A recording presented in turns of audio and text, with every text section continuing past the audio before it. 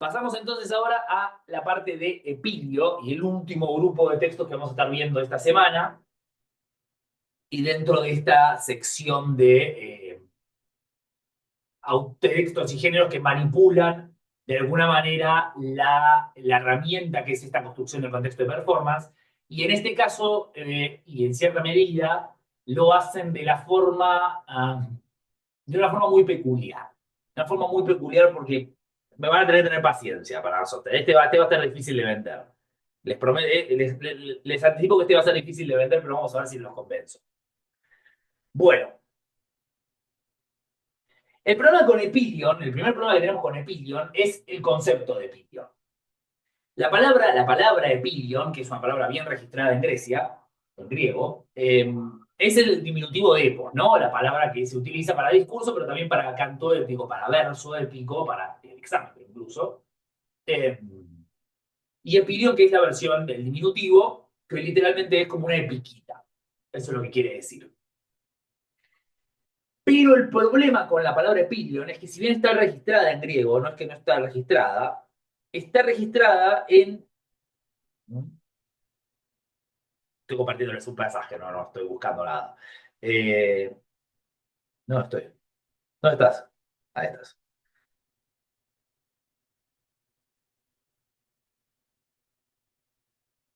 Ahí está. Está registrada en varios pasajes, no es que está registrada de todos solos, pero acá tienen dos pasajecitos que ilustran más o menos el uso.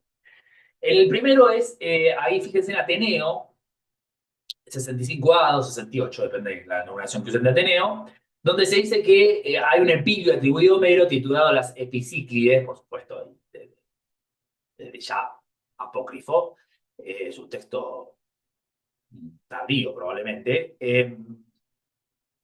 y se dice, bueno, que nada, ha tenido en cuenta que por qué recibió el nombre este de Epicíclides, eh, porque que además fíjense que la explicación es que se lo cantó a los chicos y le dieron unos torbos, que los torbos son los kiklas. Entonces es el poema por haber cantado, de los torbos. Por si queda alguna duda de que es apócrifo. Pero lo llaman un epilion, que no sabemos qué es, pero acá aparentemente sería como una suerte de épica breve. Una épica brevísima probablemente, sí, pero no tenemos nada de este epilion, así que no sabemos muy bien. Pero por lo menos es un texto, es un término utilizado para referirse a algún tipo de texto épico.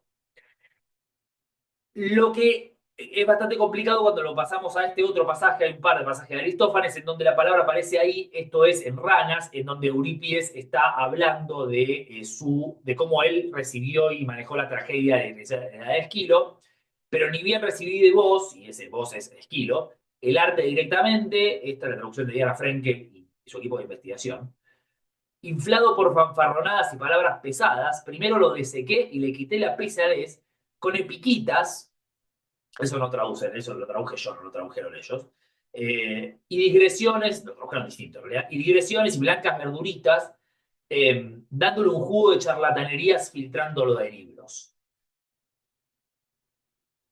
Que es una excelente descripción de lo que hizo Eurípides con la tragedia de Esquilo. Vamos a ser francos, digamos, en términos de, si podríamos dar este pasaje para explicar Eurípides y después no dar Eurípides, y estaría buenísimo.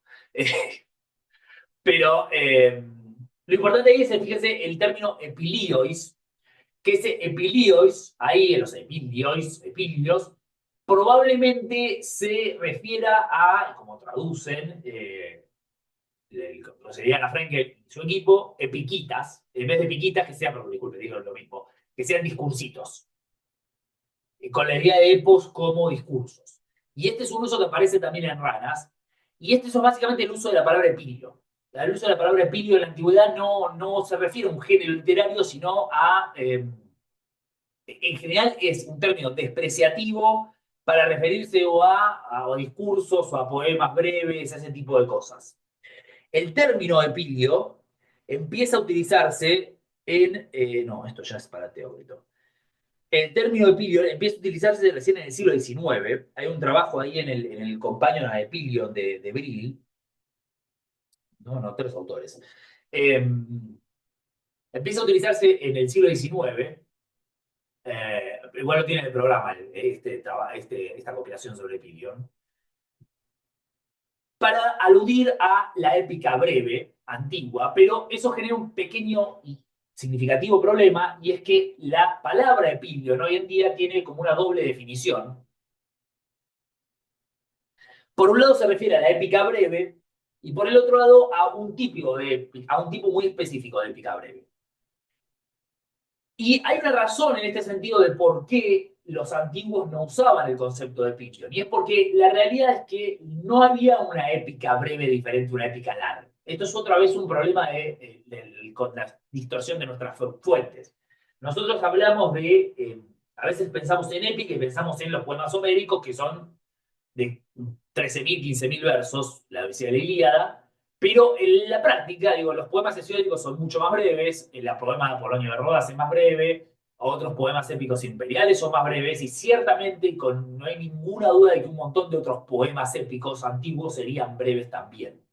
Entonces, la idea de un poema de 600, 1000, 2000 versos, 3000 versos, como algo inherentemente diferente a un poema de 13.000, no parece haber existido en la antigüedad.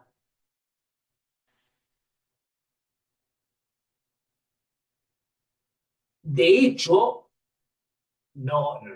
si ustedes van al poema de Trifiodoro, por ejemplo, a la toma de Ilión de Trifiodoro, que es un poema de menos de 1000 versos, en muchos sentidos es un poema mucho más masivo que la Hécale de Calímaco, que sería un poema de entre 1000 y 2000 versos.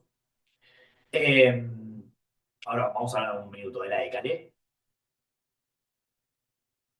porque de hecho abarca mucho más, y es o por lo menos más que quizás no, sí, no abarca mucho más, y claramente tiene un tono mucho más sobre lo masivo. Entonces, la idea de definir el epílogo sobre el largo es extraña, no sería muy adecuado. Si vamos a usar el término,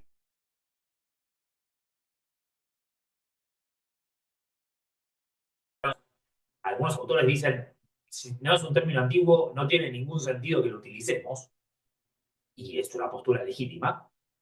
Me parece que,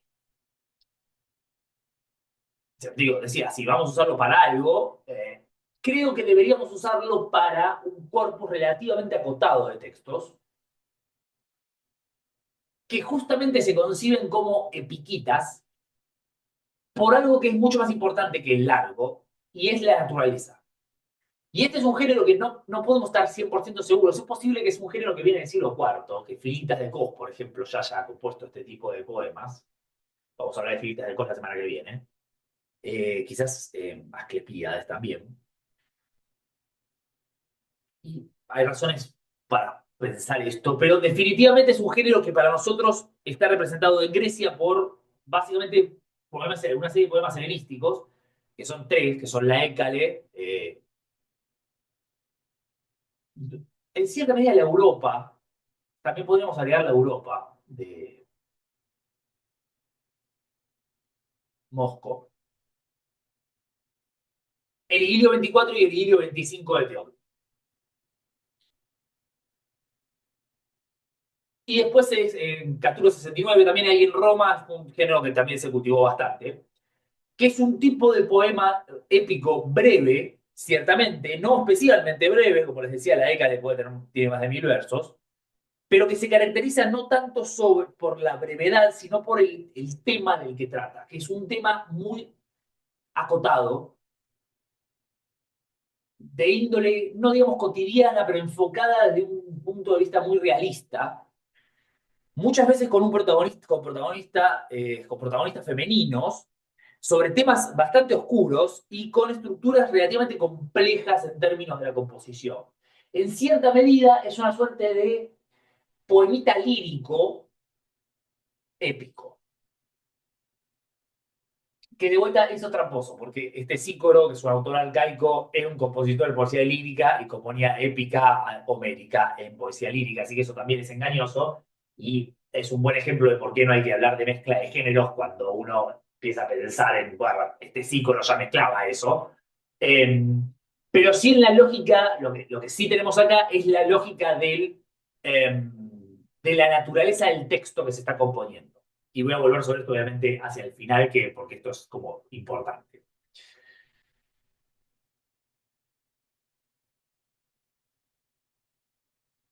Entonces, si vamos a hablar de Pilion, y como vamos a hablar en esta clase de Pilion, lo que tenemos que pensar es qué es esto, qué es esto como tipo de composición poética.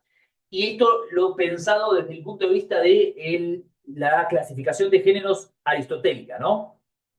La idea de eh, que el contenido es lo que define y no la forma. Porque en estos poemas épicos, que están compuestos en hexámetro y son narrativos, y hay un narrador omnipresente, en realidad no hay mucho de lo épico. No hay mucho de lo que esperaríamos encontrar en un poema épico. Y lo que está, que sí podemos pensar que estaría en un poema épico, está contado de una manera bastante peculiar para lo que sería un poema épico. Entonces, vamos a empezar ya muy de lleno, nos vamos a meter muy de lleno ya con la Écale de Calímaco. Todavía no, tengo que hablar un minuto. Que es como el modelo, probablemente el modelo prototípico de lo que sería el epílogo, de este tipo de epílogo, ¿no? Siempre vamos a estar hablando, para toda la poesía posterior, y lamentablemente está muy fragmentario. Es como, es una de esas cosas que, qué lindo sería tener por lo menos 100 versos de la Décade, que sería como mucho, como no sé si nos llegamos a 100 versos de la. No, tenemos unos 40 versos de la Décade, por lo menos si llegara a 100 no estaría mal. Tenemos el 10% del poema, quizás un poco menos.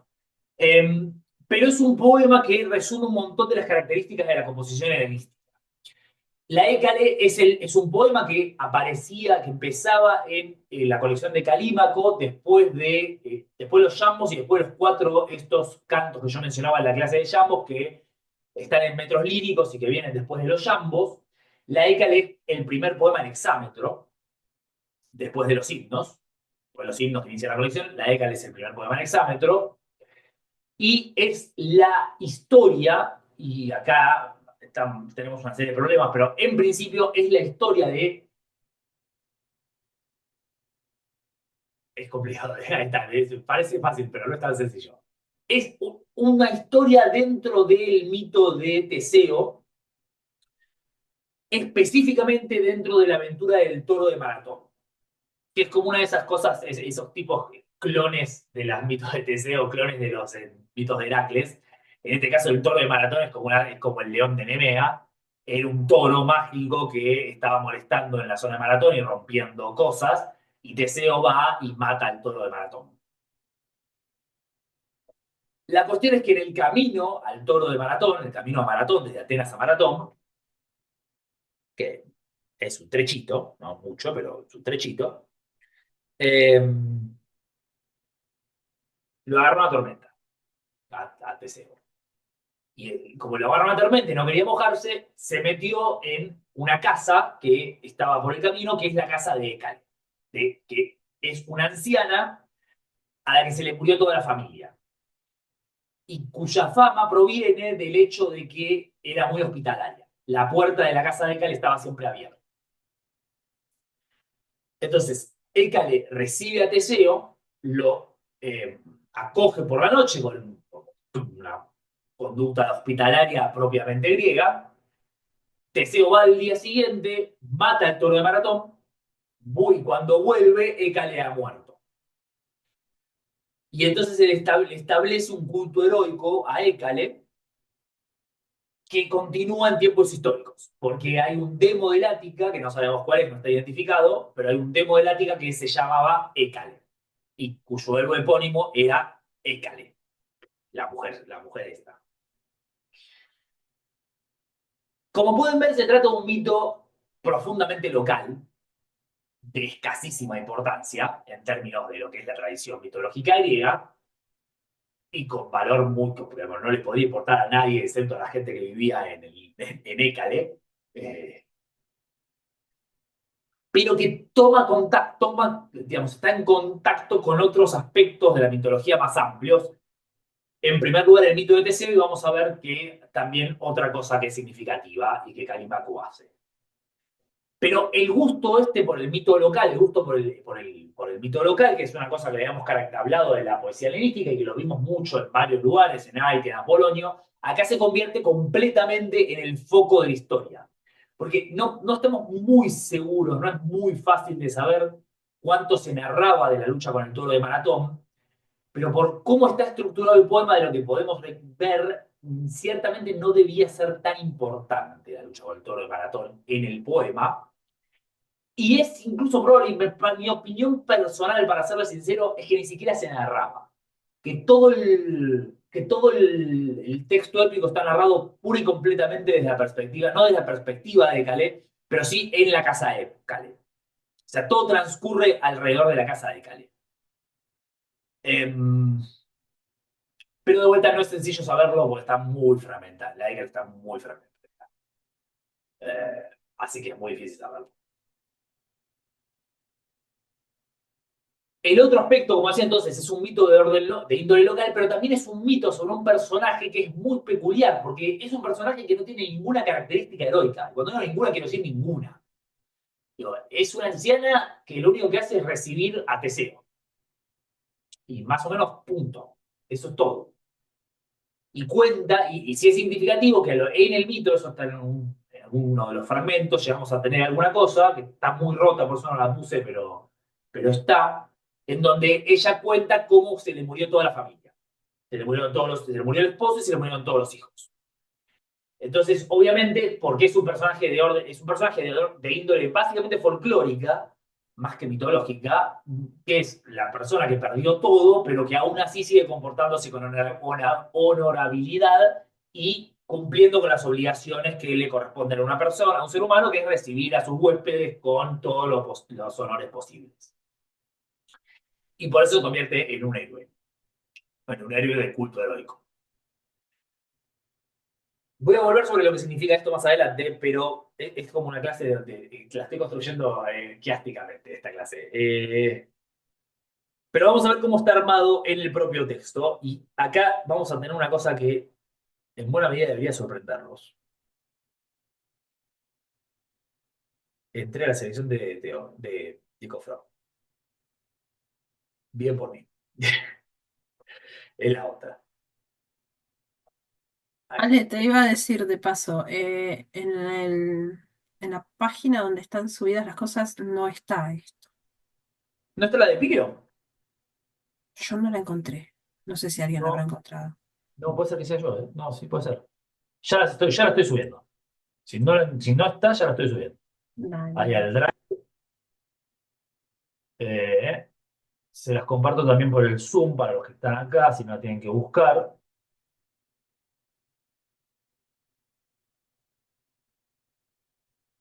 No puedo compartir el Zoom, ¿no me deja compartir?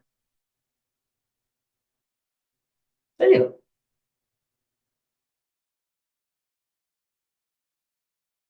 Les comparto el link por el Zoom.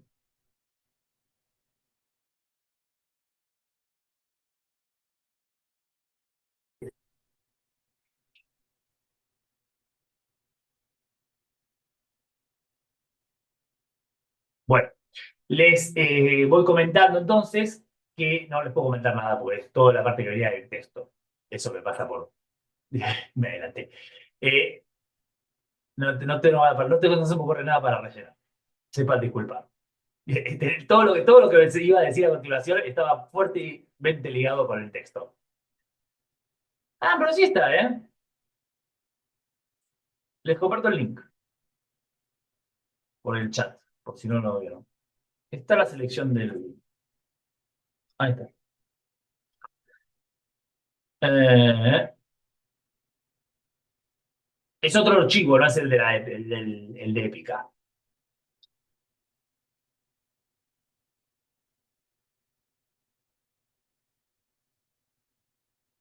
Ok, bueno, ahí deberían... Sí, ¿no? Hermoso. Bien. Ya está, ya lo bajé. Ahí está. Bueno, entonces, este es el comienzo de la ECA y lo sabemos porque tenemos la diégesis. Es la famosa diégesis de la que hablábamos cuando estábamos hablando de Aitia. Eh, que nos cuenta con el contenido de las obras. Bueno, tenemos la diégesis de la Écale, que nos cuenta el mito más o menos como yo les venía comentando, y que como en todos los poemas, en todos los casos, da el primer verso, la primera línea. Entonces, por suerte, tenemos la primera línea de la Écale, y eso es muy bueno. Si no, no tuviéramos esto, nos complicaría bastante hablar de la Écale. Y fíjense entonces ahí el primero, una mujer del Ática habitaba antaño en un monte erecteo. Actaiatis sena y en erecteos en poteguno. Y después en el fragmento 2, que claramente está por ahí, pero no es inmediatamente, sería bárbaro que siguiera inmediatamente, pero no está, porque no puede ser, porque no empieza el exámetro ahí. Podría ser igual el verso 2 y el 3, con un toque homérico en donde agregaría una palabra ahí para llenar antes de Tión.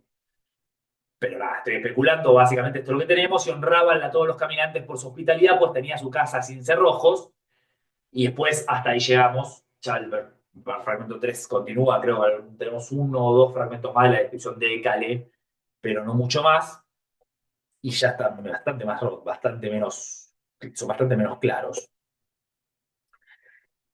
Pero lo interesante acá está, por supuesto, en el verso 1, porque lo que pueden notar en el verso 1 es que falta una cosa muy importante, básicamente, todos los rasgos de la épica. Lo que falta de este texto que hace característico de la épica serían todos los rasgos de la épica. No tenemos invocación a la musa, no tenemos establecimiento del tema, por lo menos no en sentido tradicional, ahora vamos a hablar de eso, y no tenemos tampoco la construcción que teníamos en las argonáuticas, no tenemos tampoco, y bajo ningún concepto, la construcción en los poemas hipnóticos, que mal que mal siempre empiezan estableciendo el objeto del canto. Acá está el objeto del canto en ese actaietis,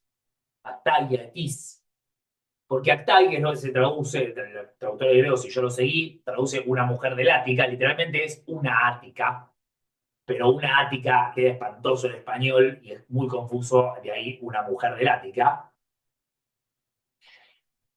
Pero noten que ese actaietis está en nominativo, que es como no es lo que esperamos cuando esperamos el establecimiento de un tema épico. Si lo comparan con los epigramas de Dioscórides o de Crinágoras que veíamos en la primera parte de la clase con Nicofrón, que jugaban con el comienzo épico, los dos empezaban con una palabra en acusativo, que es, de vuelta, el comienzo estándar de la épica. Menina, Eide, Andramo, Ienepe, etc.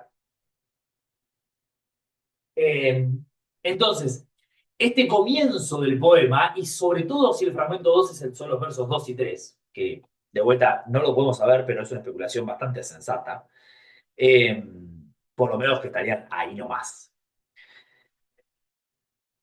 Eh, Les decía, de lo que nos habla es sí del tema del que se va a hablar, pero no nos habla del tema del que se va a hablar como el objeto del canto épico. Nos lo introduce como se introduce un cuento, completamente obliterando cualquier tipo de marcador que nos ofrezca el contexto de performance. El único contexto de performance que podemos extraer, que podemos extraer acá es el hexámetro. Es el uso del hexámetro en ese actaietis enai en erecteo en poteguno. Pero el uso del hexámetro contrasta de manera clara y contundente con el actaietis, con el una mujer del Ática, porque justamente si algo que caracteriza al hexámetro y a la épica heroica es el uso de nombres. Y este es un recurso que se parece mucho a un recurso que es muy famoso también en la poesía griega, que es el de el fragmento del escudo de Arquíloco, que varía de edición en edición, pero no me acuerdo cuál es el número del PPG. Bueno, es el escudo de Sayo, es un fragmento muy famoso, lo pueden encontrar rápidamente, en donde justamente Arquíloco, en una parodia de la configuración épica, dice que un Sayo, un tis sayos, le robó el escudo, se quedó con su escudo, que él tiró porque había salido corriendo. Y la mención del sayo, de hubo un sayo en esos primeros dos versos del fragmento, juega con la convención épica de que todos los personajes tienen nombre. Si ustedes van a leer Homero, van a leer lo mismo pasa en Virgilio, en Apolonio, en cualquier texto épico de épica heroica, todos los personajes tienen nombre, porque justamente la épica no tolera el personaje anónimo. Hay casos de personajes anónimos, pero son absolutamente excepcionales y por fuera de las enumeraciones de matar a una X cantidad de personas, que en Homero pasa solo 2 o 3 veces, 3 con la... Creo que en Odisea se menciona en algún momento. En realidad, personajes anónimos que mueren en batalla hay, creo que uno solo, en toda la Ilíada.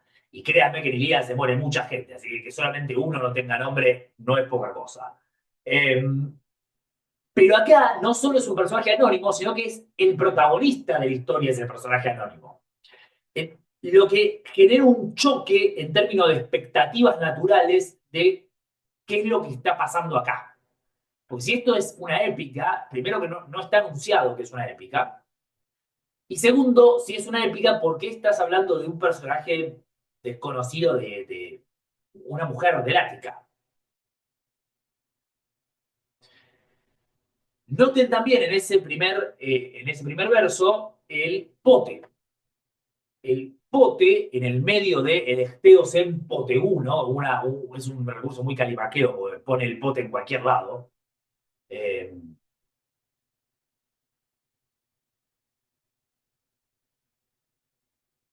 Sí, nada, es eso, lo pone en un lugar donde no lo esperaríamos. Eh, Establece el tema como un tema de la antigüedad, que es algo que es un recurso muy del cuento folclórico. De hecho, aparece en algunas versiones de algunos tipos de cuentos folclóricos insertos en obras. Pero de vuelta, esto está en un hexámetro. Y que esto está en hexámetro no es solamente no es el único detalle. Porque el actaietis, como los primeras par de palabras, también está usando un recurso propio de la poesía épica, que es poner como primera palabra el tema. Lo que pasa que, de vuelta, lo que escribe con una mano lo borra con la otra. Establece el tema de una poesía hexamétrica, pero al mismo tiempo el tema es completamente incompatible con lo que debería ser una poesía hexamétrica. Y esto anticipa la naturaleza de este poema, que es un poema muy raro en la propia lógica de la composición.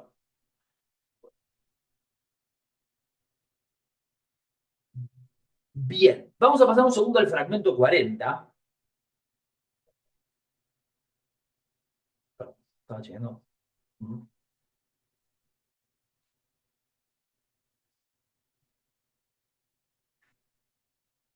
Porque el fragmento 40 nos da otro dato sobre este poema, que de vuelta son todas cositas que podemos reconstruir muy de a pedacitos, que es básicamente cómo estaría narrada la historia, posiblemente.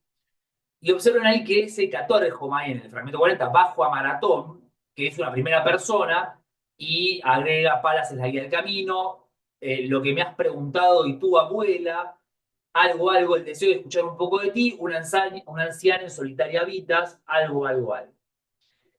Este fragmento, que es el fragmento donde obviamente está hablando Teseo,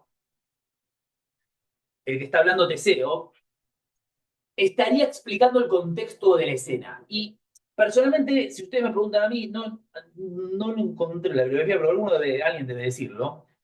Entiendo que la lógica de la narración que podemos reconstruir sería que empezamos con la descripción de Écale, por un lado, se nos cuenta sobre Écale, se nos cuenta de la llegada de Teseo a la casa de Écale, y recién ahí, cuando Écale le pregunta a Teseo, en la típica pregunta de la hospitalidad, del receptor de la hospitalidad, después de haberle dado comida, porque seguramente lo que pasaba es que Écale llegaba a Teseo, Écale le daba de comer, y después de que Teseo había comido, Écale le preguntaba quién es, de dónde venís, quién sos, de dónde venís.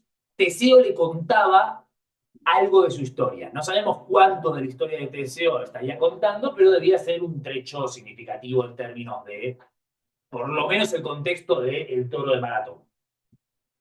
Y noten que este sería el final del discurso de Teseo. El fragmento 40, bajo a Maratón a fin de, y lo que termina preguntando Teseo, bueno, y ahora ya sabés lo que me preguntaste, posiblemente ese Gecas, pero parece una reconstrucción bastante razonable. Y le pregunta, ¿y tu abuela, Caisi Maya? Eh, y claramente le pregunta, bueno, ¿por qué vivís acá sola? ¿Quién sos? ¿Cuál es tu estirpe? Ahí llegamos a leer este Genetle en el último verso del verso sexto de este fragmento, que probablemente, básicamente, es la pregunta formal de, bueno, ¿de dónde venís? ¿Quién es tu estirpe? Etcétera, que es una pregunta completamente estándar. Por supuesto, como digo, no tenemos mucho de lo anterior. Todos los pasajes anteriores, antes del 40, están muy reventados. Y por otro lado, el 40 es el orden que le dan los críticos, pero no estamos muy seguros tampoco qué es lo que venía antes. Si este es el final del curso de Teseo, como les digo, podría ser que este es el cierre de un relato de algún grado de extensión de, bueno, ¿qué es lo que llevó a Teseo acá? Empecé por este lado, empecé por el otro, empecé por el otro, y ahora bajo a Maratón a fin de matar al toro, obviamente, porque es lo que pasa. Quizás incluso acá lo que tendríamos sería la historia del toro. Pero todo esto es especulativo y tampoco importa demasiado. Lo que quiero marcarles es que, como yo les decía, el foco del relato está en Calais y en la casa de Calais. Y es muy probable, e insisto, parece bastante plausible que todo el relato épico transcurriera, que el relato épico no transcurriera como una narración externa, sino como lo que pasaba en la casa de Calais. Bien, después de esto, de este fragmento 40, bueno, Écale le cuenta la historia de su vida, eh, que no es mucho, básicamente se casó, tuvo hijos, se le murieron todos los hijos, y el marido. Al día siguiente, Teseo parte de la casa de Écale, va a matar al toro de Maratón, y lo que sucede a continuación es que Teseo vuelve, y tenemos una secuencia en los fragmentos 69 a 70, pero los que están legibles están en el 74, que son todos los en donde Teseo regresa de matar al toro, y eso es lo que llegamos a ver ahí en el fragmento 69, de un único cuerno, el único cuerno porque sería el toro, ¿no? Lo que le quedaría al toro, estaría trayendo el cadáver del toro, la piel del toro, y el toro tenía un solo cuerno porque el otro se lo había roto Teseo con la masa al matarlo. Cuando lo vieron todos a la vez temblaron y ninguno se atrevió a mirar cara a cara al gran varón y a la fiera portentosa, hasta que ya desde lejos Teseo les gritó en voz alta, resistan, atrévanse, o quédense, atrévanse, y alguno elegió mi padre, el que sea el más veloz, yendo como mensajero a la ciudad, le diga así, de muchas angustias lo liberaría, Teseo no está lejos sino acá, desde Maratón rica en agua, trayendo al toro vivo. Ah, perdón, el toro no está muerto, lo había ahogado, sepan disculpar, me olvidé. Estaba, lo domó al toro, le rompió un cuerno y lo domó. Dijo él, y ellos oyéndolo, todos clamaron Iepean y aguardaron allí, que de hecho resistieron allí. En realidad, esto está mal, no sé por qué no lo corregí. Esto es aguarden. Y aguardaron allí, ¿no? Que, o sea, básicamente hacen lo que Teseo les dice. Ni el noto desparrama tal la cantidad de hojas, ni Boris, ni el mismo cuando los casos caen, cuando hasta entonces se arrojaban en torno a Teseo los campesinos que lo rodeaban en círculo y las mujeres y lo coronaban con sus señores. Básicamente todos festejan el regreso de Teseo. Que yo personalmente no estoy de acuerdo con que esté acá. Hay algún argumento para ponerlo acá, pero me parece que esto tendría que estar después de los fragmentos que siguen. Pero lo significativo básicamente es, así como la narración de la aventura de Teseo, de cómo llega a la casa de Écale, está en boca de Teseo, noten que acá la narración de cómo Teseo vuelve de matar al toro está focalizada sobre los personajes que lo ven llegar. Por supuesto podríamos, sí, efectivamente se narraba la historia del toro de Maratón, esto sería simplemente un recurso literario, pero de vuelta yo personalmente creo que más probablemente esto es completamente el foco de la épica en su conjunto. Y lo que sucede a continuación, o más bien en algún momento, es que tenemos el diálogo entre dos pájaros. ¿Por qué hay un diálogo entre dos pájaros? ¿De dónde salen estos dos pájaros? Ni idea. Pero esencialmente la cuestión es que Ekale murió, Ekale muere mientras Teseo está luchando contra el toro de Maratón. Teseo obviamente le habría prometido regresar y darle algún tipo de recompensa después de haber matado al toro. Ekale muere y uno de los dos pájaros eh, quiere ir a decirle a Teseo, che, Teseo, se murió Ekale. Y el otro pájaro, que es un cuervo, que es un cuervo de cuando los cuervos eran todavía blancos, aguántenme, le dice, no, no, no vayas, no, no vayas porque no te va a ir bien. Y para explicarle por qué es eso, por qué es así, le relata la historia de el cuervo y el ictonio, de los cuervos y el ictonio. ¿Cuál es la historia de los cuervos y el ictonio? Esto está enredado sobre lo enredado, así que tiene que tener un segundo paciencia. Hay mucho de esto que es contar cosas. Básicamente, no sé si conocen la historia de Erictonio, que es, Erictonio es un héroe fundacional de Atenas que en la versión mayoritaria nace del esperma de Hefesto caído sobre la tierra cuando Hefesto intenta acostarse con Atenea. En algunas versiones efectivamente es hijo de Hefesto y de Atenea, versiones que a los atenienses no les gustaban porque les gustaba su diosa virgen. Entonces está esta alternativa. Como algunos piensan que la versión más antigua es la versión donde Hefesto y Atenea se acostaban, otros piensan que en realidad la versión de Hefesto y Atenea, donde se acostaban, es la más nueva, hecha por detractores de la ciudad de Atenas.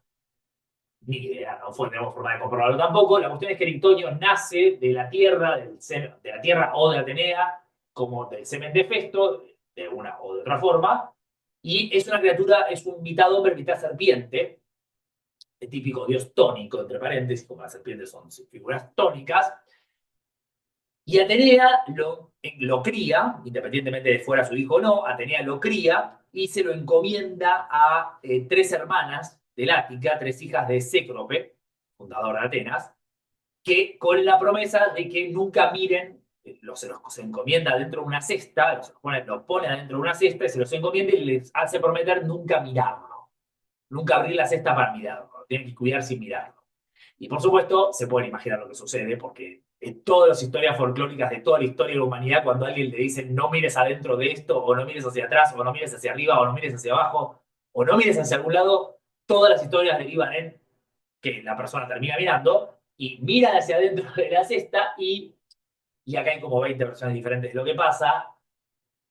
Vaya a la de Wikipedia, se aterran ante la figura de esta criatura mitad varón, mitad serpiente y se suicidan saltando desde el, la Acrópolis de Atenas, ¿no? Entonces, en el fragmento 69 tenemos el 70 tenemos el proemio de todo esto. Cuando Urania, bla, bla, bla, algo de los Cecrópidas, pájaros que en verdad parieron la tierra para Hefesto. Entonces ella, a fin de establecer el bastión de su tierra, la que recién había recibido por decreto de Zeus y los 12 otros inmortales, o sea, después del conflicto con Poseidón, y la sierpe confirmó con su testimonio, la sierpe siendo, por supuesto, el oráculo de Delfos, había llegado a Pelene Aquea y entre tanto las jóvenes, las guardianas, planeaban cumplir una obra funesta. Y están las jóvenes, las guardianas, obviamente son las que estaban custodiando al bebé Erictonio. Acá en el 71 estaría volviendo, ella levantando un gran bloque del monte Ipsisoro, retornaba a la ciudad y yo, que es el cuervo, salía a su encuentro desde el liceo a través del hermoso gimnasio, siempre untado de gracia, de Apolo Liceo. Y acá Atenea reacciona y ella palideciendo con los ojos una mirada cruzada lanzando, bla, bla, bla, algo, no sabemos cómo seguía. El 73 es el cuervo quejándose. Y el 74 pasa a ser el final de este discurso del cuervo, donde el cuervo ya ha contado cuál fue el castigo de Atenea. El castigo de Atenea es que los cuervos nunca pudieron pisar la Acrópolis de Atenas. Y aparentemente esto era una creencia extendida, que los cuervos no pisaban la Acrópolis.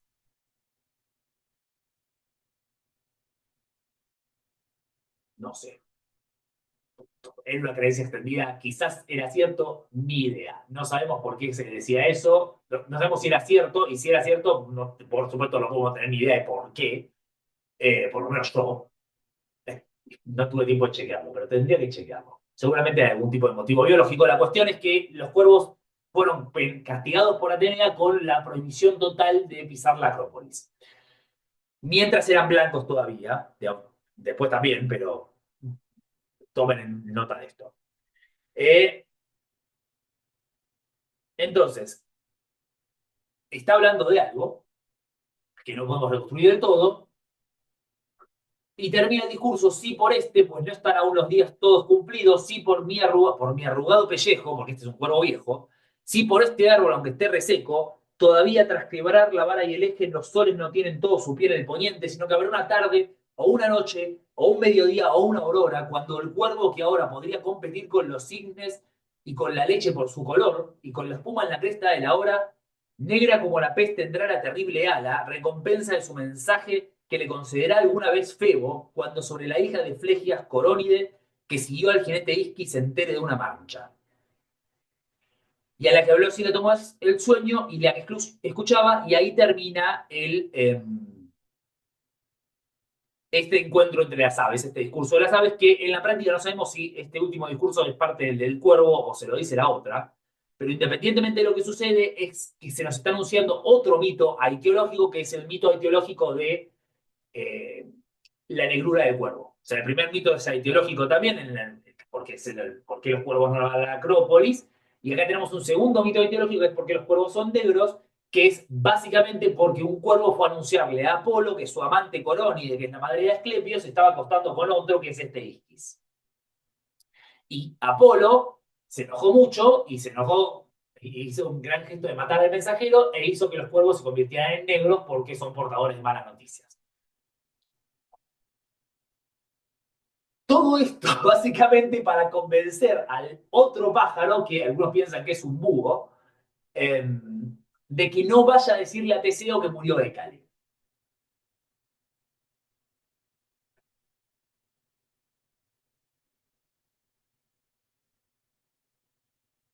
Y después de esto, llega Teseo. Aparentemente ese posiblemente sería el que llega ahí. Sí, estoy bien, creo que sí. Con una serie de descripciones que se rompen y que tienen que ver con básicamente la llegada del sol, que llega muy temprano. Entonces, ¿qué es lo interesante de esto? Que todo este relato es un relato larguísimo. Dada la naturaleza de los fragmentos que tenemos, como fueron viendo, este relato, la estimación de Hollis, y me parece bastante razonable, es que estaría ocupando más o menos, por lo menos 80 versos. 80 versos de una obra que tendría entre 1000 y 2000. O sea que estamos hablando de un pedazo muy importante de la obra, que está ocupada por fundamentalmente un relato etiológico con otro relato etiológico de Yapa, en el contexto de la conversación de dos pájaros, que ya es un evento bastante maravilloso, en clarísimo contraste con el hecho de que este relato transcurre en un contexto completamente realista, que es el de una anciana recibiendo a un viajero. Bien. Y todo esto fue por una cosa. Todo esto que acabo de hacer, toda esta narración agotadora y muy anticlimática, tuvo una razón de ser. ¿Por qué? Porque todo esto, todo este mamotreto de cosas que pasan, todo esto es la consecuencia natural de lo que a Calímaco dice, o sea, el lugar al que Calímaco llega al final de Aitia. Es la ruptura total de cualquier tipo de lógica interna de los géneros heredados. Acá tenemos la configuración de un escenario realista en donde un personaje que ciertamente es heroico y mitológico, pero completamente menor y de una verosimilitud clara, se encuentra con un personaje profundamente mitológico yendo a cazar una bestia mitológica y en el medio de este relato sobre la bestia mitológica, sobre este héroe mitológico cazando una bestia mitológica en la casa de una anciana que es verosímil, tenemos dos pájaros que se encuentran a hablar en un tipo de discurso propio de la fábula para explicar por qué no es bueno llevar malas noticias.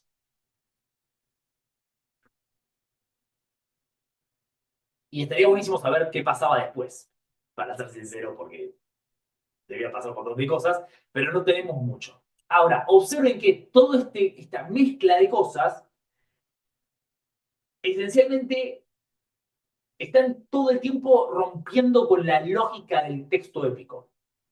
Porque intervienen con la secuencia narrativa, intervienen con la lógica narrativa, intervienen con la naturaleza de los personajes épicos. Dos pájaros hablando claramente no son personajes épicos, ni son personajes que esperaríamos encontrar en una épica, y debilitan si quieren, el tejido natural del género heredado, que es algo que ya podemos ver en este fragmento 1. Ya en este fragmento 1 estamos viendo lo que sucede con la épica cuando la agarra Calímaco después de Aitia. Deja de estar funcionando con la naturaleza propia del género heredado, que es la naturaleza del rapsoda profesional. Esto es una épica compuesta de una manera que extrema por completo los límites del género. Esta es una épica que ya no responde a los límites del género épico, porque su personaje protagónico no es un personaje épico, sus logros no son logros épicos, y lo que sucede en el contexto de la épica, el foco de que debería ser el tema que debería ser el foco de la épica heroica, que es la caza del toro de maratón, pareciera estar completamente disminuido en importancia en el transcurso de la narración. Y así como en Aitia, Calímaco se erige en juez de lo que es la herencia mitológica, acá hace lo mismo, pero ya no como en el contexto de Aitia, en un texto de orden didáctico, sino en un texto de orden, que en alguna medida, sí, si quieren, es didáctico, pero no tan directamente, que es justamente el género épico. Porque lo que hace Calímaco es convertir a esta mujer, a esta figura completamente local, en un héroe épico. Solo porque es el tema de su obra.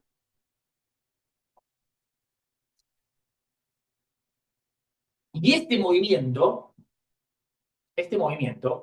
es exactamente inverso al movimiento que va a hacer Teócrito en su epígrafe. Así que voy a abrir un segundo para preguntas sobre Écale y voy a pasar a Teócrito.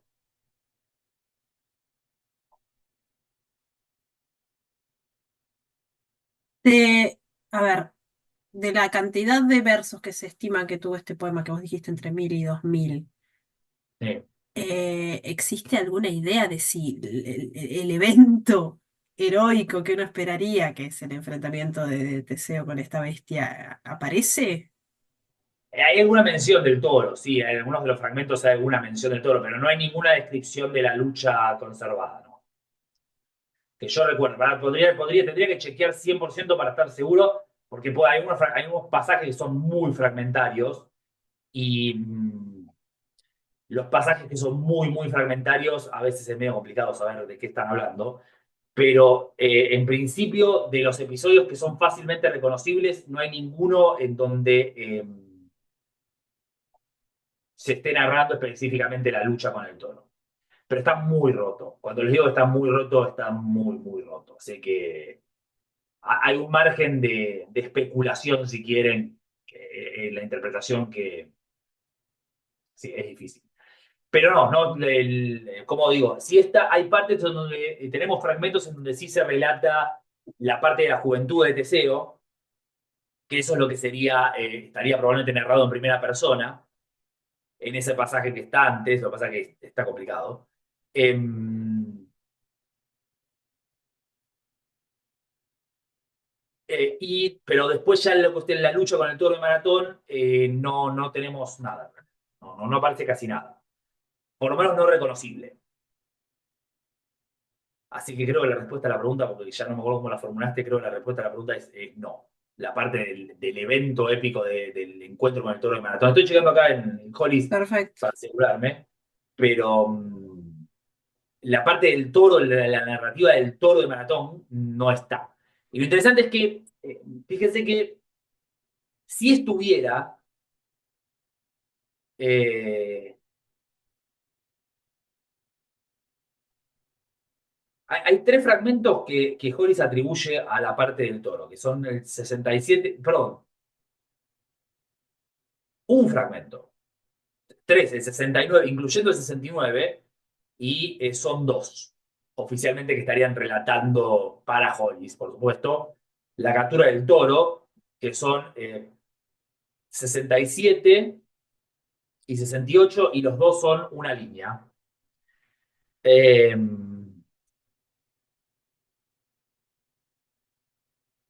Así que no hay mucho para decir, pero eso es todo lo que podemos más o menos reconstruir. Claro, sigue siendo re poco y aún así sigue siendo mucho toda la parte de los pajaritos, digamos. Por más que Claro, hubiese habido algo sobre un toro, lo de los pajaritos no deja de ser totalmente llamativo. desproporcionado. No, y además el relato de Teseo al principio sería bastante extenso también, si incluye todo lo que parece que incluía. Pero acá está el debate de si efectivamente se narraba o no en primera persona, porque mucho está, ustedes dirán, bueno, en los papiros no lo daría, pero el tema es que muchos de estos fragmentos son o una cita, muchas veces son testimonio indirecto. Entonces nos dice que Calímaco en la eco le decía tal cosa, pero no lo cita directamente, sino que es testimonio indirecto. Entonces no sabemos cómo lo relataba Calímaco. Y había todo un trecho quizás bastante largo de Écale contando su propia vida. Eh, o sea que si estaba, incluso si estuviera lo del toro, estaría muy probablemente muy disminuido respecto a todo lo otro, que es justamente el punto, ¿no? Es como la épica heroica pasa a un segundo plano en términos de un foco sobre el otro. Que si usted está pensando quizás en el mismo cuarto de Herodas, donde justamente yo mencionaba que las estatuas que están en el templo de Asclepio son estatuas de personas reales. El arte se configura sobre el ser humano real, sobre la construcción de escenas a partir de personas reales. Y esto es justamente lo que estamos viendo en el epílogo. Pero la diferencia quizás importante es que mientras que el mimo, el realismo, es una declaración sobre el género propio, sobre el propio género, porque el mimo es un género de personas, no digamos reales, pero ciertamente cotidianas, la introducción de estas figuras reales o realistas en la épica traiciona la propia lógica interna del género. Y esto es lo que, fíjense, conecta este uso del hexámetro con el que veíamos ayer en el mismo de Teócrito. Como el realismo rompe con la lógica propia del hexámetro, que es el relato sobre lo que no es realista, sobre lo que es digamos, sobre el mundo heroico, que es un mundo que no es, a ver, no es realista en el sentido de que no es sobre personas cotidianas.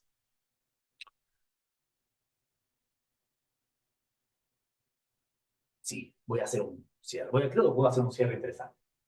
Perdón, ¿algo más? Ya no sé si te respondí, Ana. Hay momentos en donde hablo tanto que ya no sé si te respondo las preguntas. Está muy mal eso. No, no, está perfecto, sí. Perdón, pido perdón, con sinceridad. Bueno, vamos entonces a Teócrito y al Idilio 24. Y después de que puse el Idilio 24, estaba pensando que ya di una clase de Idilio 24 este año. Y voy a decir tantas veces lo mismo. Y podría haber puesto el 25. Pero el tema es que el 25 algunos piensan que es apócrifo. Y quise ir por lo seguro que es el 24. Y además está fragmentado. Eh, y este es un idilio que es tan bueno. No pude resistirme. Bueno, el idilio 24 es el idilio conocido como Heracles Niño, el Heracliscos, literalmente en griego el Heracliscos, Heraclito como le decía la mamá. Heraclito, le decía Armena. Eh, por eso los amigos, el famoso, los verdaderos amigos de Heracles decían Lito. La historia de Lito es la historia de Heracles.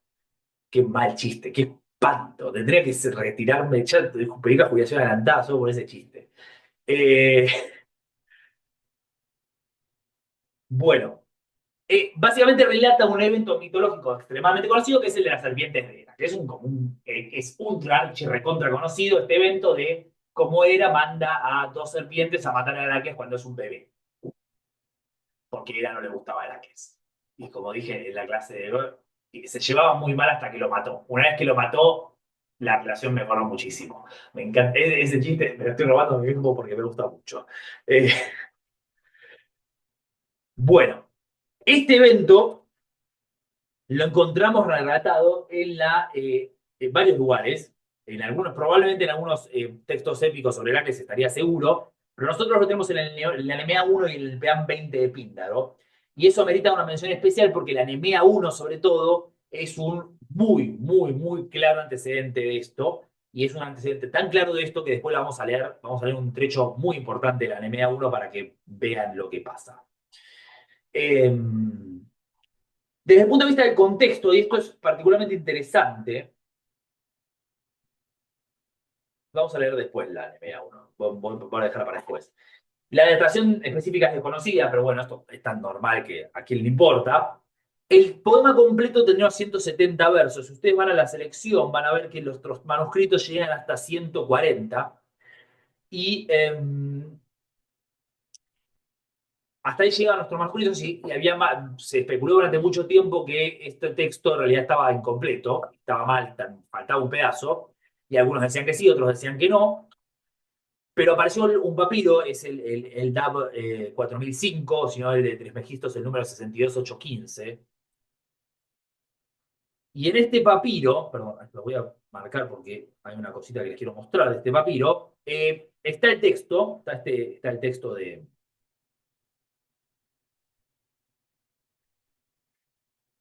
Teócrito, es un papiro grande con bastantes textos de Teócrito. Y no, esto sería no. Acá está el papiro. No está el papiro. ¿No? Eso no, el papiro no lo pude conseguir, pero acá hay una cosa sobre el del papiro que es importante. Sigue el texto durante unos 30 versos. Que no se lee nada. Lamentablemente sigue 30 versos, pero no se lee absolutamente nada. Así que sabemos que está incompleto. Eh, lo que tenemos en los manuscritos, sabemos que el texto seguía un trecho, pero no tenemos ni idea cómo seguía. Lo que sí tenemos, y esto sí es interesante, es. O sea que el texto tendría unos 170 versos más o menos. Al final del papiro está conservado un comentario marginal, que es esto que está acá, y que yo traduje más o menos como pude. Yo, el poeta mortal, invoco a Heracles. Esto es un comentario marginal, no es parte del texto, que le votó Heracles, y algo de que intercambiando eh, el propio poeta, probablemente le iba intercambiando el regalo, y triunfando en el diadogeis, la sucesión, no vas a saber qué es exactamente lo que está diciendo, quizás en alguna manera de decir la competencia o alguna cosa así. Y lo último parece ser que pide, quizás es un poiesa acá, para componer poesía, Nicaios justamente, eh, pero estoy adivinando, y lo importante es el cierre y triunfar en todas, Kaiton Poieten, y al poeta, perdón, eh, triunfar en todas, que claramente lo que está diciendo es, le pido o le pide al poeta que triunfar en todas las competencias. Lo que ha sido interpretado como un indicio de que el texto terminaría con una invocación a Heracles, lo que por otro lado es lo más lógico y esperable, con un pedido de triunfar en las competencias, en cuyo caso todo el poema sería algún tipo de himno. Cosa que bien podría ser, porque es algo parecido a lo que sucede en otro idilio de Teócrito, que es, perdón, disculpe, quiero chequearlo, si no recuerdo mal, es el 26.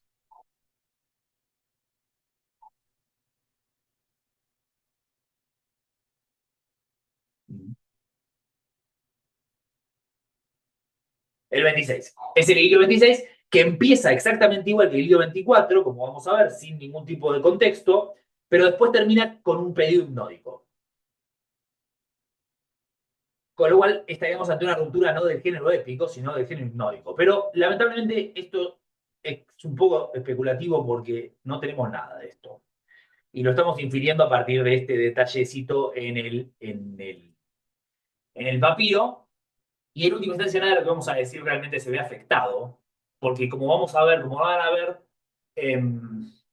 la narración que está incluida en el texto no es una narración de orden hipnótica, sino claramente de orden heroico, épico heroico. El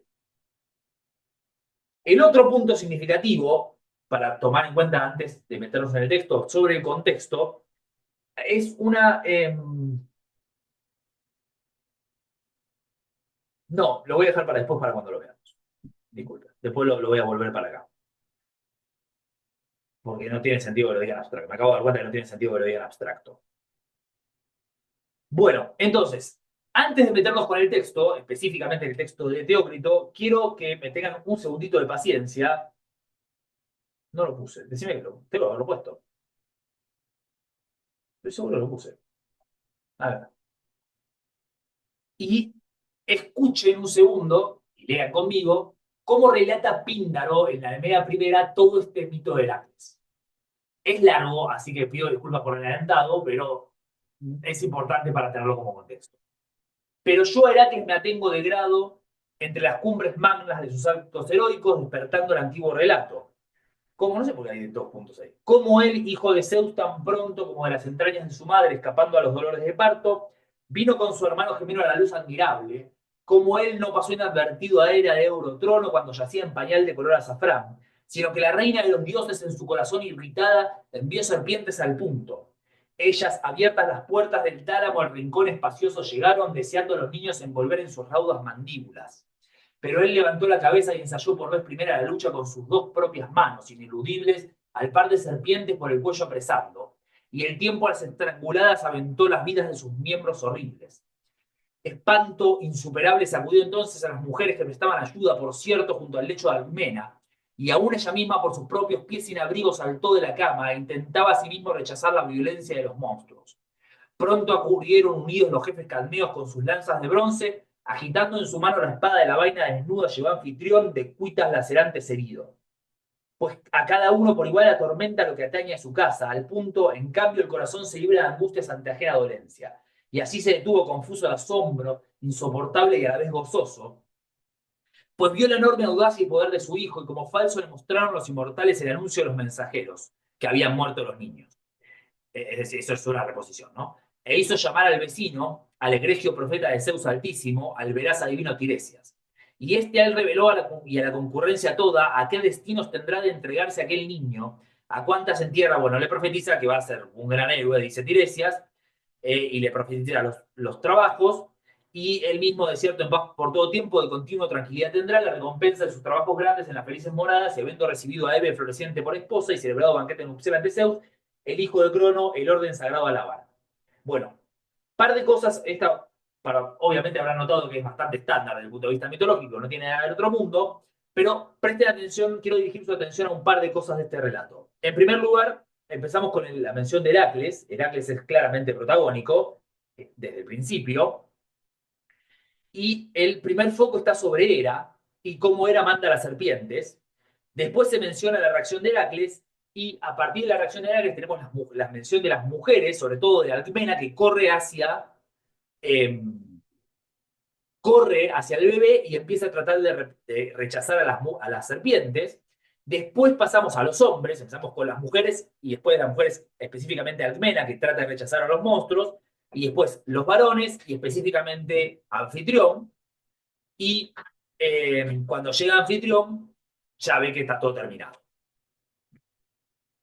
Y Anfitrión llama a Tiresias, y Tiresias ahí mismo revela sus profecías sobre Heracles.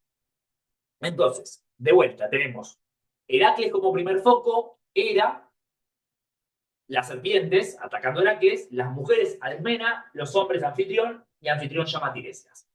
Vamos ahora a ver cómo arma esto Teócrito.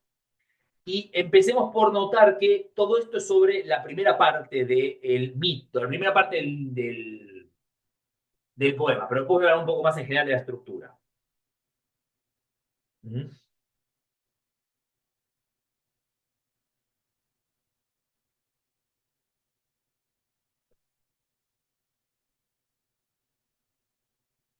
Bueno, no, estoy en, no fue muy lejos. A Heracles, y ahí tenemos el establecimiento del tema en un estilo propiamente épico, Heraclea, que tenía 10 meses antaño a la princesa de Midea, Alcmena y a Íficles, que era una noche más joven, tras bañarlos a ambos y hartarlos de leche, los depositó en un escudo de bronce que de Pterelao caído anfitrión había arrebatado bella arma. Bien, les decía que Teócrito hace lo mismo que Calímaco, pero en orden inverso, y sí, eso. Es lo mismo que Calímaco en orden inverso. Recordemos que la Écale comienza con ese actai dietis, que es ese establecimiento de un tema épico completamente de forma antiépica. Y acá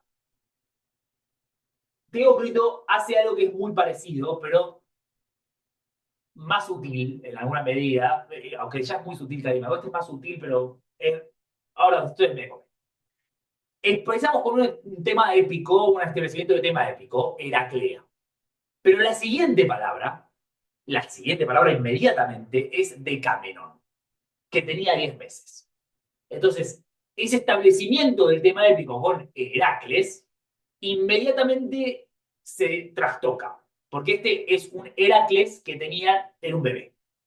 No es un Heracles que va a tener un gran despliegue heroico porque era un bebé.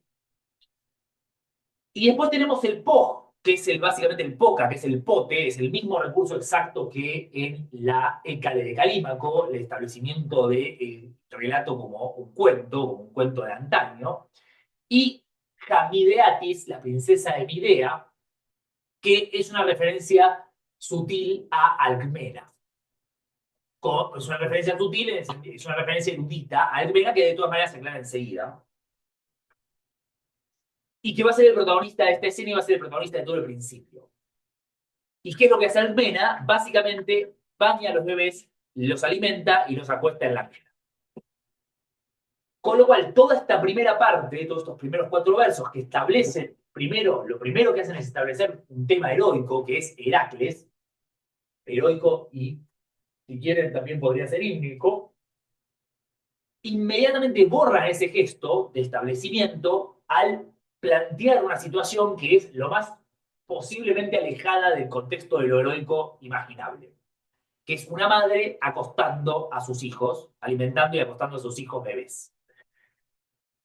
Y el detalle, el detalle definitivo de cómo lo que está haciendo, perdón, y esto que está haciendo lo subraya con la metáfora final ahí en el verso 4 y 5, que es que a los bebés, Heracles e Íficles los acuestan en un escudo de bronce que había capturado anfitrión de un enemigo muerto que era Pterelao.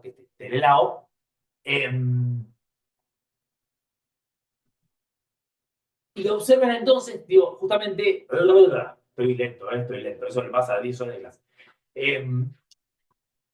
Cómo este gesto es el mismo gesto metafórico de lo que está haciendo en el texto. Porque este objeto que es propiamente épico, es, como digo, un objeto capturado en batalla, es el símbolo del poder heroico del anfitrión, ahora está funcionando como una cuna para los bebés. Que por supuesto no es precisamente una función muy heroica para un escudo. Y es interesante el hecho de que sea un escudo lo que está utilizando. Por supuesto, eso, un escudo como cuna es como normal, pero el hecho de que sea una alusión al escudo, porque recuerden que yo les mencionaba que ese tis actai de tis, de Hécale de Calímaco, puede tener ahí un pequeño guiño a un sayo de Arquíloco. Y ese poema de Arquíloco es sobre el escudo que abandona Arquíloco a un sayo. Todo esto empieza a convertirse en una teoría conspirativa, llegó a cierto punto. Soy sincero, pero yo mismo me estoy escuchando y estoy diciendo, es una teoría conspirativa, lo que estoy haciendo, pero loco cómo funciona, y sobre todo por ese poca ahí, que está en el lugar del pote, de la Hécale. Y el hecho de que lo que está haciéndose acá es invertir la lógica de la Hécale para lograr lo mismo, que es mover el foco de la narración épica heroica al lugar donde la narración épica heroica no debería estar, que es un foco sobre lo cotidiano. Y por las dudas, si tienen alguna duda de lo que estaba pensando, Teócrito, y dicen, bueno, está bien, ¿no? Pero son los primeros 5 versos, simplemente está estableciendo el escenario como para que aparezcan las serpientes, como hace Píndaro. Bueno, la mujer acariciando las cabezas de los niños les dijo, duerman mis bebés, el dulce sueño del que se despierta, duerman almas mías, 2 hermanitos, hijos seguros y felices, dichosos descansen y dichosos llenen el aurora. O sea que inserte una canción de cuna.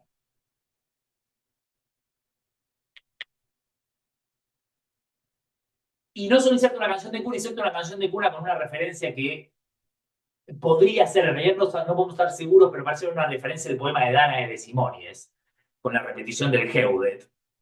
Pero es difícil porque, digamos, es como una forma de decirlo a un nene bastante normal, así que no podemos estar 100% seguros, pero también ahí hay una canción de cuna, así que bien podría ser. Lo interesante, por supuesto, es esta idea, ¿no? El contraste de lo que acaba de mencionar con el escudo, con el hecho de que en el género épico y en el comienzo de un poema épico sobre Heracles, lo primero que pasa y lo primero que se dice es una canción de cuna de su mamá. Una canción de cuna de su mamá que lo que está haciendo es pedirles que duerman bien y se despierten, y acá hay una cuestión muy estándar en el pensamiento mágico, y el pensamiento mágico que está también no está en el poema, no me acuerdo si está en el poema de Danae. Creo que sí, no me acuerdo. Eh, que es la idea de que si uno le pide a un bebé que duerma, tiene que pedirle que se despierte.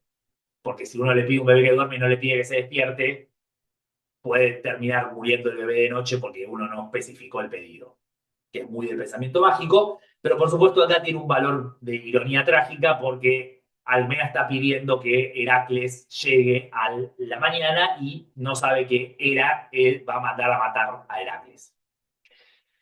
Entonces, una vez más se me vuelve a mencionar el escudo y ahí tenemos el establecimiento de la situación del poema, con Heracles e Hipicles durmiendo como bebés aculados por su mamá. Y ahora parece sí, era. Si recuerdan el poema de Píndaro, noten cómo en el poema de Píndaro tenemos a Heracles e inmediatamente aparece Hera, pero acá Hera aparece recién después de que apareció Alcmena. Más cuando se vuelve a medianoche la voz hacia Ponente, frente a Orión, que luce su gran hombro, entonces la taimada Hera, 2 terribles monstruos, espantosas serpientes de anillos oscuros, envió sobre el vasto umbral, donde están las cóncavas llamas de las puertas de la mansión, ordenándoles devorar al bebé Heracles. Y estas 2 desenroscándose ambas por el suelo sus vientres, perdón, desenroscándose, ambas por el suelo sus vientres ansiosos de sangre arrastraban, y en sus ojos un fuego malo al avanzar brillaban y escupían espeso veneno. Pero en el momento en que sus lengüetazos se acercaron a los niños, esa imagen es buenísima, sus lengüetazos se acercaron a los niños porque uno las ve a las serpientes sacando la lengüita y serpenteando, entonces despertaron sabiéndolo absolutamente todo Zeus, los hijos queridos de Alcmena. Y ahí es muy notable el uso del matronímico. Habíamos mencionado ya el tema del uso del matronímico ayer cuando hablábamos del mismo de Herodas, que es una cosa muy rara, pero acá es doblemente rara porque estamos en el contexto de un poema épico. Y en los poemas épicos no es precisamente lo que usaríamos el matronímico. Esperaríamos algún tipo de patronímico, que sería lo más natural, pero observen que aquel matronímico hace 2 cosas interesantes. En primer lugar, nos recuerda el rol del personaje de Alcmena, que va a ser importante no solo en lo que pasó, sino en lo que viene, sino que, y lo otro importante que hace es recordarnos que estos 2 bebés son los 2 hijos de Alcmena, pero eso es lo que comparten, porque el padre es distinto, porque Ificles es hijo de Anfitrión y Heracles es hijo de Zeus. Entonces estos son los hijos queridos de Alcmena, no son hijos queridos los 2 de nadie más. Y surge un resplandor en la mansión. Y por otro lado, por supuesto, la mención de Zeus recién refuerza este efecto. Zeus que no aparece en el poema de Píndaro, pero bueno, ahí ya tampoco nos podemos poner a hilar tan fino porque Píndaro suele ser alusivo. Uno gritó inmediatamente cuando percibió las malas fieras sobre el cóncavo escudo y vio sus dientes despedados, y Íficles, por sí, obviamente, y con sus pies apartó la manta de lana revolviéndose para huir. Me encanta esta parte porque el foco sobre Íficles, que empieza a patalear como un bebé aterrado de las serpientes, es extremadamente visual y al mismo tiempo realista en el sentido del que hablábamos de las estatuas helenísticas, ¿no? Es la reacción de un bebé ante la situación. Y vamos a recordar que Íficles es un personaje importante en la trayectoria mitológica de Heracles. Íficles es un héroe, no es un personaje menor. El otro, por el contrario, las enfrentó con sus manos, Heracles, y sujetó ambas con fuerte agarre, cogiéndolas por la garganta, donde el funesto veneno es producido por las mortíferas serpientes, que hasta los dioses aborrecen. Detalle notable, simplemente lo menciono para pasar, que señala que las serpientes producen veneno ahí en el cuello, porque le da la creencia extendida de que las serpientes no producían veneno, sino que lo digerían comiendo plantas y lo largaban. Nada, va pavada. Entonces, básicamente se describe la lucha y bien con la imagen de las estatuas. Eh, y esto es, como decía, lo que encontramos en Píndaro. Y ahora pasamos de vuelta a la secuencia como está en Píndaro, con una salvedad, no, pasamos a la secuencia parecida a la que está en Píndaro, porque Alcmena escucha los gritos, que es lo que pasa en la Nemea, que las mujeres escuchan, aparecen primero. Los gritos que escucha Alcmena son los del bebé. Y de nuevo, de vuelta, es Alcmena la que habla a su marido. Levantate, anfitrión, pues a mí me paraliza el miedo. Levantate, no te pongas tus sandalias en los pies. ¿No escuchaste qué grito dio el niño más pequeño? ¿Acaso no ves que debe ser muy tarde en la noche y las paredes todas resplandecen sin la gran mañana? Hay algo nuevo en casa, hay algo, esposo querido. Y es muy lindo este discurso, porque noten que Almena otra vez es la única que habla, es la única que había hablado antes y ahora es la única que habla de vuelta, y arriba había repetido el geudete, geudete, y ahora repite el antasta, perdón, anstat, ansta. O sea, lo opuesto. A los nenes le dice que duerman y al marido le dice que se levante. Y ella no corre, y observen cómo en el poema de Píndaro, Alcmena va, corre y empieza a tratar de separar las serpientes, que Heracles está matando. Acá Alcmena no corre, no hace nada, sino que el que va es Anfitrión, que es el que llega último en Píndaro, y cuando llega, agarrando la espada, que estaba sobre la cama, perdón, el detalle de la que no te pongas las sandalias es muy lindo. Otro detalle muy hermoso de este hilo es, no te pongas tus sandalias en los pies. Eso es muy buen detalle porque noten cómo construye la imagen cotidiana, de puramente la reacción humana y real de una madre escuchando gritos en la noche diciéndole, anda rápido. Con un agregado adicional, esto es, el nivel es insoportable esto, perdón, yo sé que esto es muy desorganizado, pero es que es un poco muchas cosas al mismo tiempo. En la práctica de la colocación de la vestimenta en la poesía épica, parte de ese proceso es colocarse las sandalias.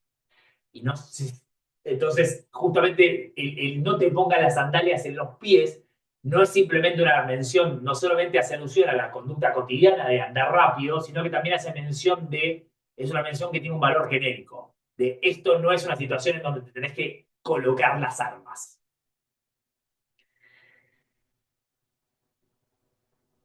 Entonces llega y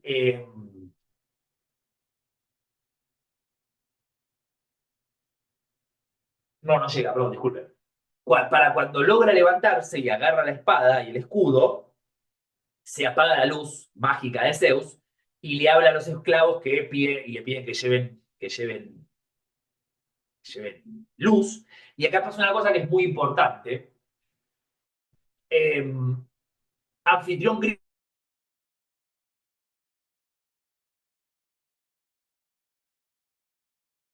levántense bravos ciervos, aquel llama. Dijo una mujer fenicia que tenía su lecho junto a las muelas de moler. ¿Y por qué esto es significativo? Por lo mismo que lo habíamos mencionado en el hilo 22. Acá hay una ruptura con la lógica estructural del funcionamiento de la épica. En la secuencia, ese ánstate, no hay ningún motivo para no afiliarlo a anfitrión. Noten que es oisete pir, moese moi, ánstate moes, talasífrones. Eso podría ser anfitrión el que lo está diciendo.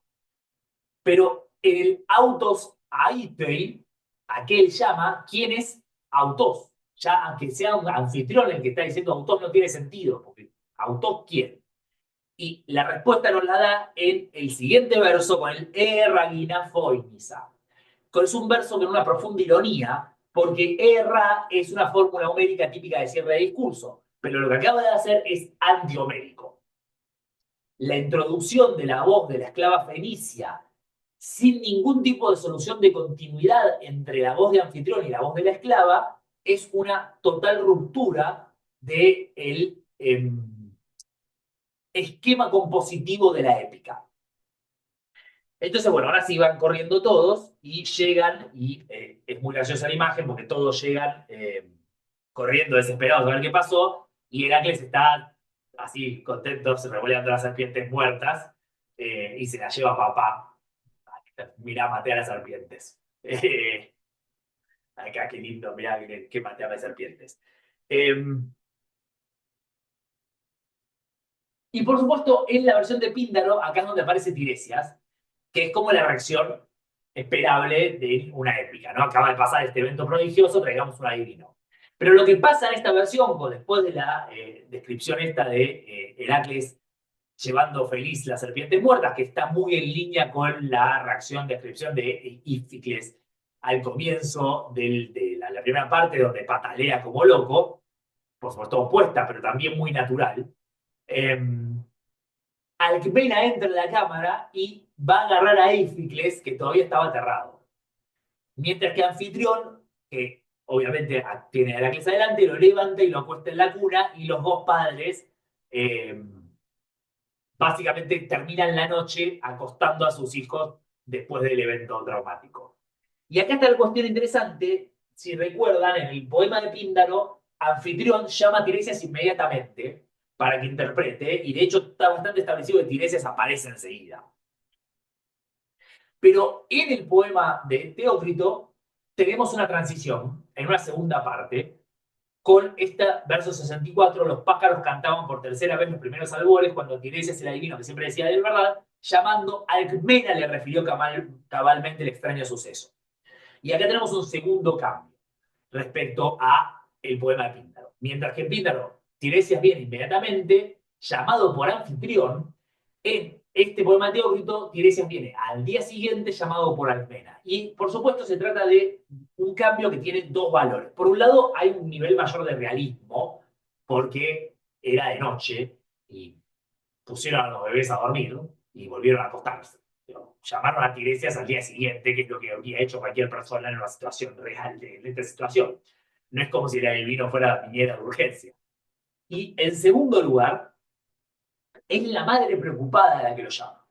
Entonces, esta convocatoria primero continúa el rol de protagónico de Alcmena en todo este idilio, bien, pero al mismo tiempo,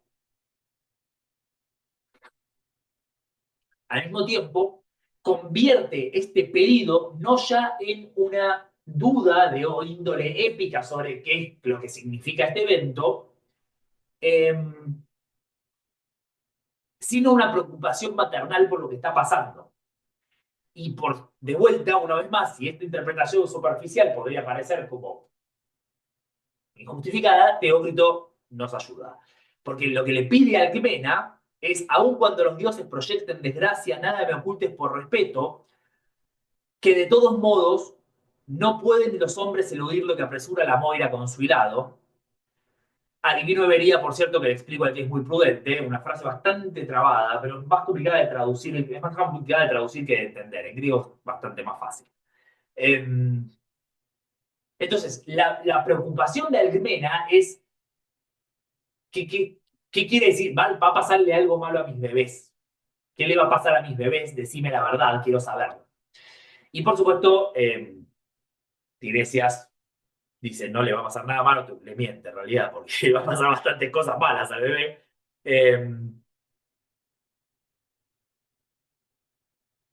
Sí, básicamente, a que le pasan muchas cosas malas, pero finalmente le dice, pero bueno, va a ser inmortal, que es la misma profecía que le dan Píndaro. Pero después de darle eso, que es el cierre de la Nemea 1, el pronóstico del el futuro de Heracles como dios, el discurso de Tiresias termina con un extensísimo pedazo. Fíjense que el discurso de Tiresias va de 73 a 100, y a partir del verso 78, o sea, perdón, 88, más o menos la mitad, todo lo que sigue es, pero ahora mujer que estén listas las brasas bajo las cenizas, y apreste leña seca de genisto de cambrones, sobre esa madera quema dos serpientes, bla, bla, bla, purifiquen la casa, bla, sacrifiquen a Zeus. O sea, le da una serie de instrucciones prácticas sobre lo que tienen que hacer ahora que ella pasó el prodigio. Y de vuelta es un foco sobre este foco sobre el tema de la conducta práctica nos pone en un nivel de realismo y en un nivel de cotidianeidad que es lo que esperaríamos de un enemigo real, lo que esperaríamos de un enemigo en la época. De hecho, una vez más piensen en el mimo de Sofrón y en el mimo de Teócrito, ¿no? Los detalles pragmáticos de la práctica de la magia, como hay una serie de instrucciones concretas que hay que seguir. Y esto es exactamente lo que hace Tiresias, como la hechicera de Sofrón,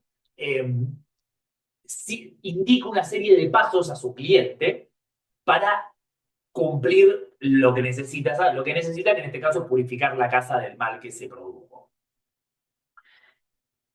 Y se va. Y ese es el final de la primera parte del idilio, el verso 102, con Tiresias yéndose. Bien.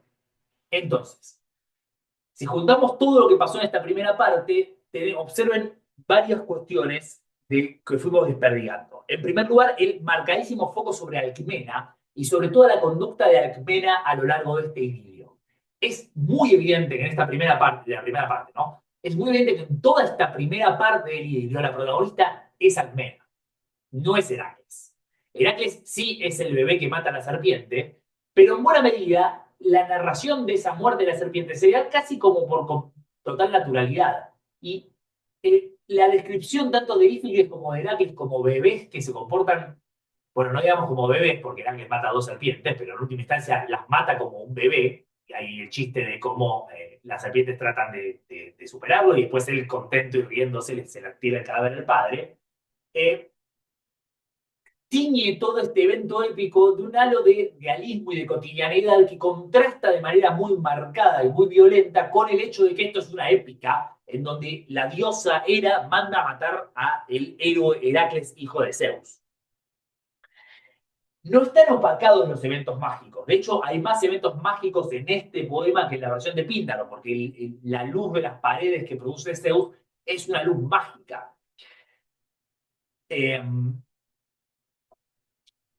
Pero los eventos mágicos están mezclados con consideraciones prácticas, pragmáticas, que no son propias de la épica heroica.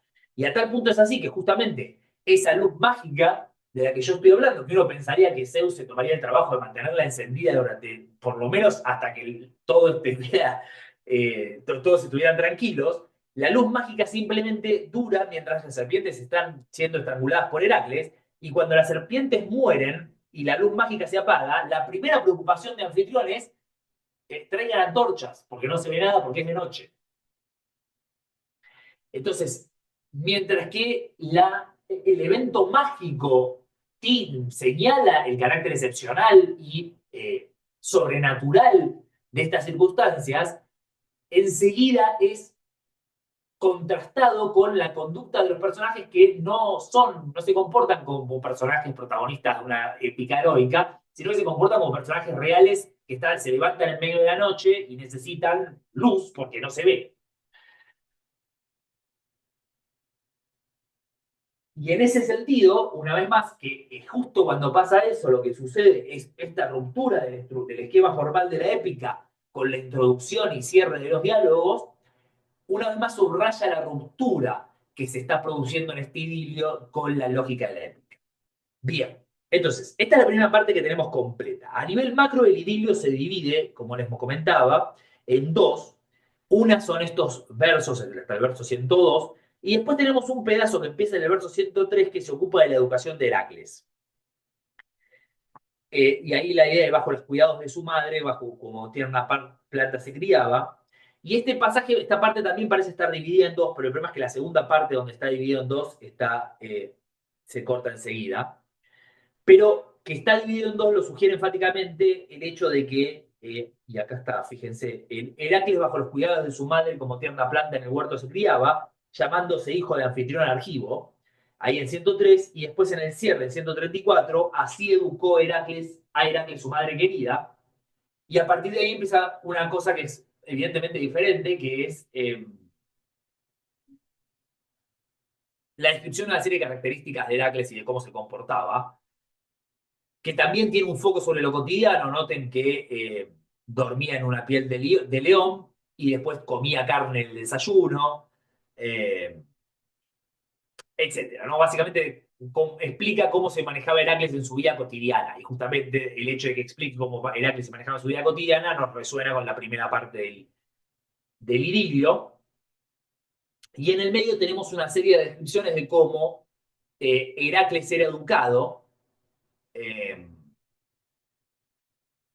en todas las habilidades heroicas bajo el cuidado de su madre, pero quienes le enseñaban eran una serie de personajes mitológicos conocidos.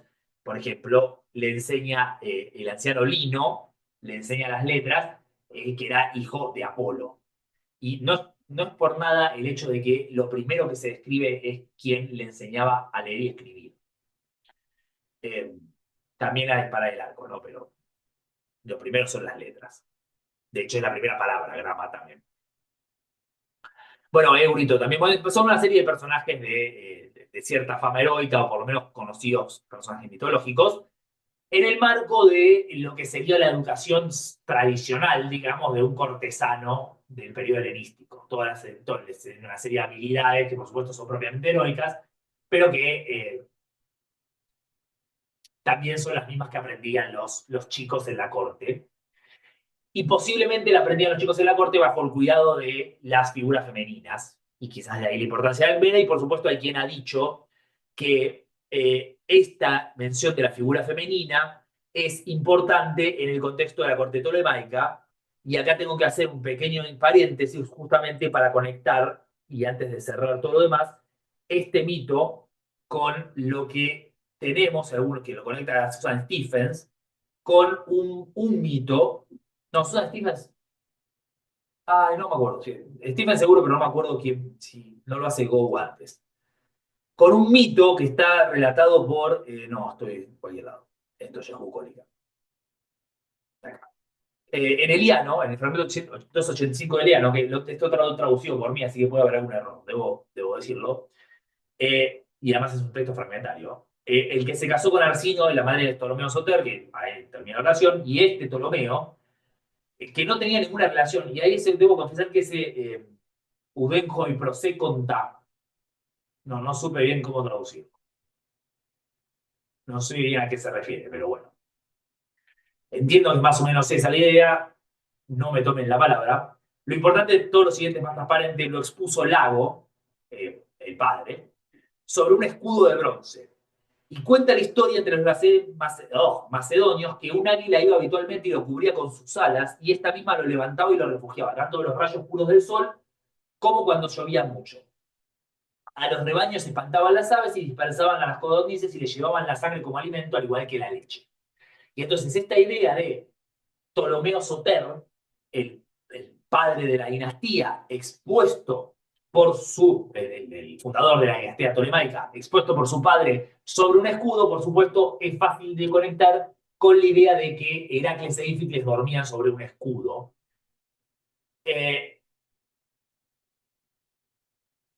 Y el águila es, por supuesto, el ave de Zeus. Entonces, la protección de Zeus la protección de Zeus que recibe Heracles e Íficles, puede afiliarse con la idea de que Ptolomeo Soter, el fundador de la dinastía, cuando era bebé, también recibió la protección de Zeus cuando su padre lo expuso. Cosa que de vuelta se conecta muy bien con el rol mujer en la corte tolemaica, que era primordial, y la descripción de la educación de Heracles como la educación de un cortesano. Pero todo este vínculo con el contexto, como digo, solo afecta marginalmente.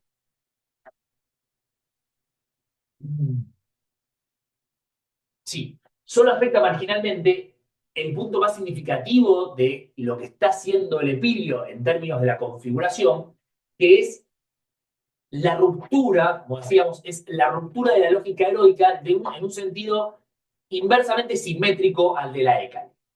La narración de la Écale es una narración épica sobre una figura que no tiene rasgos épicos. Lo que tenemos en el Idilio 24 es una narración no épica sobre una figura propiamente épica. Entonces, la configuración de este género, a partir de, no, vamos a decir esto, la identificación de estos textos como poemas épicos está totalmente diluida. Y aún si nosotros quisiéramos argumentar y podríamos que el Idilio 24 es un himno de Heracles, también está completamente diluido, porque no hay nada en esta narración que diga himno. No hay estructura tripartita, no hay invocación. A Heracles, ciertamente decir Heracles al principio no es una invocación.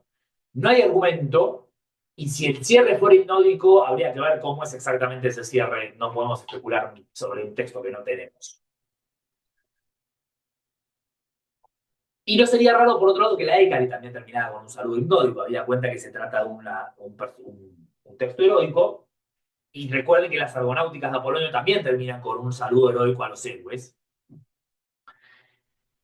Así que no podemos estar muy seguros de nada. Pero lo que es evidente es que tanto en la Écale como en el Idilio 24 lo que tenemos es una manipulación del género heroico para estirarlo al punto que se rompe. Mientras que ayer decíamos que los mimos del Teócrito estiran la lógica del mimo hasta el punto en donde el mimo casi se rompe, porque si bien la representación dramática es imposible para un mimo como el 15, o por lo menos casi imposible o por lo menos muy, muy difícil para un mimo como el 15, llega a romperse no me acuerdo, quizás sí dije que se rompe, creo que dije que se rompe. Se rompe un poco en el mismo 15 con la intervención de Adonis, se rompe por la introducción de algo que está por fuera, que es justamente el momento del canto a Adonis. Eso es lo que rompe el mimo en el momento extremo. Pero acá lo que se estira y se rompe es la épica, que por otro es bastante más pesado que el mismo, y por otro lado se rompe de una manera que es mucho más elegante, porque excepto por ese diálogo, ese momento del diálogo, las reglas del género más o menos se cumplen, hay una narrativa, pero lo que no hay es ningún marcador que nos permita reconocer esto como épica. Por dicho, no, perdón, voy a corregir esa frase, no está bien esa frase. Los marcadores que nos permiten reconocer esto como épica están borroñados, eliminados, como por ejemplo la invocación a las musas, o tergiversados de manera tal que se nos hace difícil aceptar que esto es una épica realmente comparable a los poemas épicos heroicos. La invocación en el caso de Écale es una invocación que no responde a las reglas normales de una invocación, porque acta y etis no tiene ningún rasgo de una invocación épica normal, y el Heraclea del 94 enseguida empieza a borrarse con todas las características de Heracles como bebé. La narración heroica, que es lo que esperaríamos, en el caso de la Écale parece estar profundamente disminuida o subsumida en un diálogo, en un contexto que no es muy heroico, que digamos, y eventualmente con partes que no son propiamente heroicas extremadas. Y en el caso de el Idilio 24, claramente lo que tenemos es un foco sobre un montón de aspectos del evento mitológico que no son propiamente, ¿no? La canción de cuna, las sandalias de anfitrión, la esclava que le pide a los demás que se muevan, etc. Entonces, Si al final de Aitia de Calímaco, al final de Aitia de Calímaco, decíamos que la ruptura del contexto de performance, la declaración de que el contexto de performance está roto, es una declaración de la autonomía de la literatura como ámbito y del nacimiento de la literatura como forma de composición independiente de la performance poética. Lo que tenemos acá,